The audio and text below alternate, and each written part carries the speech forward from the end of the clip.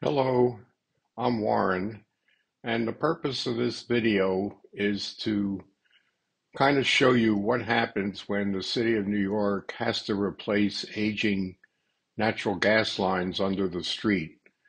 I had no idea that there's so many pipes and tubes on top of which we all kind of walk every single day.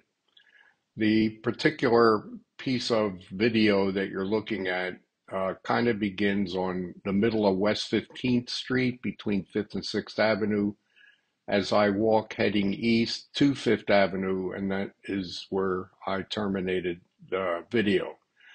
And the second reason I'm doing this is in case you're interested in doing 360 videos or even photos, if you take a 360 video camera and pop it on the end of a selfie stick and hold it horizontal as you walk, you will not see the selfie stick, nor will you see the video camera. Hence the reason you'll see my hand sort of in front of me with nothing in it. Thank you.